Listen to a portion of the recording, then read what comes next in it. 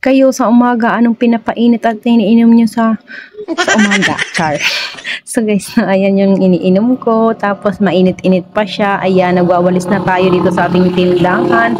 Habang pinapalamig-lamig natin konti at mahigop natin ng masarap yung ating tsaa sa umaga kahit ang aga pa ay ang init-init na. Kaya hindi pwede ako hindi uminom ng tsaa or mainit, no? Kasi gawin ko lang, parang nakasanayan na talaga natin mga Pilipino ngayon na talagang is umiinom sa umaga ng maaligamgam, mainit na tubig, coffee or ano-ano pa.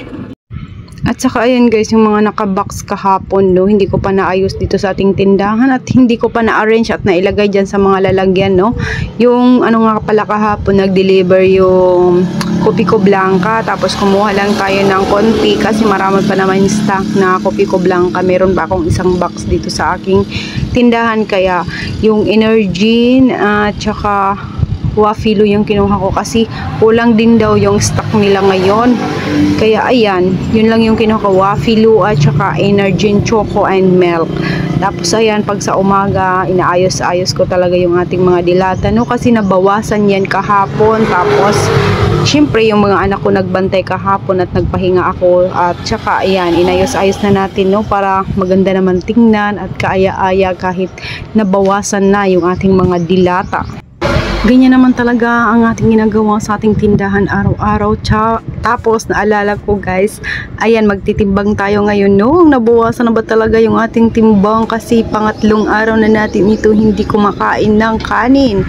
Ulam lang ang ating kinakain, kaya papakita ko na sa inyo guys kung ilan na yung timbang natin na nabawas. Ayan guys, 62 na lang siya. Kahapon is 63, ngayon is 62 na lang. O diba?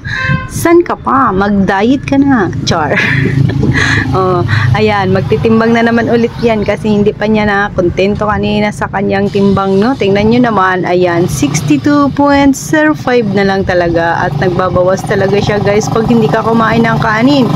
At saka ito na yung almusal namin, mag-aalmusal na daw kami, sabi ng asawa ko, kasi nga is nakaluto na siya ng saging at saka nag-ihaw na rin sila ng bangus. Pero sabi ko, mauna ka nang kumain at hindi pa luto yung bangus. Sabi niya, ano na daw kami, sabay na daw kami kumain dahil hindi pa daw luto yung bangus, antayin na lang namin. Sabi ko sige, ay meron pa naman akong iniinom na tsaa, pwedeng mamaya-maya na lang, tapos palamigin lang muna yung saging na binalatan niya para mamaya it's eating to eat. Oh, chorit. So guys, na ayan na, medyo malamig-lamig na yung aking tsaa. Sabayan nyo akong mag-inom-inom dyan. Ayan nga, iniinitan ako guys kasi nga nagwalis pa ako doon sa labas ng aming tindahan, no. Tapos ayan, iinumin na natin yung ating tea dahil lalamig na yan, hindi na yan masarap mamaya. At saka yung bangus pala kahapon guys na pinakita ko sa inyo na nasa ref, yun yung pinaihaw ng asawa ko.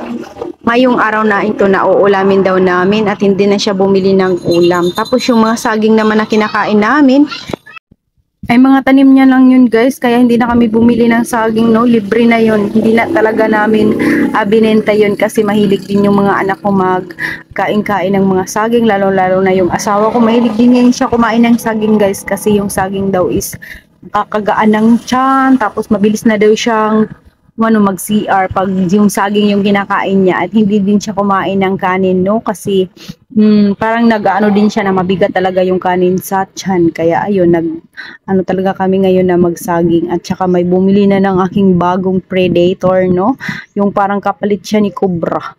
Ayan, inaano ko na talaga sa aking mga tumer, pati yung aking mga bagong mga paninda dito sa tindahan. May naghahanap nga niya ng mga paninda na medyo mahal-mahal na. Meron yan siyang binibigay ko sa kanila guys, na yung katulad ng gin, sinasabihan ko, di ba? Yung pero pinopromote ko rin yun sa aking mga customer dito na mga may bago akong paninda katulad ng Tanduay Light. Meron tayong bagong Tanduay Light at 55 lang, murang-mura.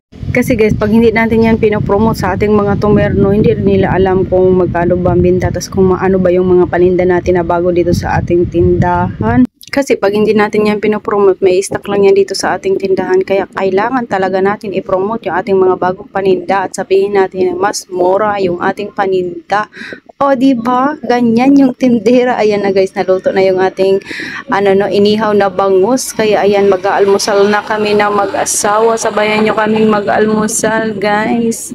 Ayan lang yung almusal namin. Gusto ko pa sana mag-fasting. Kaso lang yung asawa ko is namimilit na makakain na raw kami. Kaya ayan, sinabayan ko na lang din kumain. Baka magtampo rin sa akin, no? Ang sarap niya guys. Saging at saka bangus sila.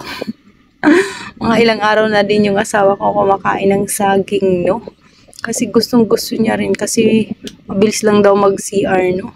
Pag saging yung kinakain, hindi rin daw mabigat sa tiyan. Kaya ayan, sinabayan ko na rin kumain at saka libre na talaga yung saging. Hindi na kami bumibili ng saging, no? At saka ang mahal din kaya ng saging ngayon, 30 pesos yung 1 kilo. O, di ba libre na yung saging na pinutol lang, kinuha lang namin doon sa mga tanim niya, sa bakuran niya. O, di ba? Saan ka pa? Ayan, mahilig din kasi yung asawa ko guys na magtanim-tanim, yung kung ano-ano, at saka ayan, makalibre man lang sa pang-araw-araw, no? Kasi dumaan din yan sa hirap dati. Dahil nagkikwentuhan yan siya dyan dati ng mga karanasan niya nung maliit pa siya. Sinasabi niya sa akin at paulit-ulit na yan sinasabi na magsipag talaga yung isang tao pag nakaranas ng kahirapan. Kaya yung mga anak ko ngayon ay gusto namin na iparanas din sa kanila na maging mahirap para magsipag din sila, no? Kasi yung mga anak ko ay hindi masyadong masipag, mga tinatamad-tamad talaga. Ang ingay lang ng beg natin. O siya, kung saan-saan na naman napunta. Babu!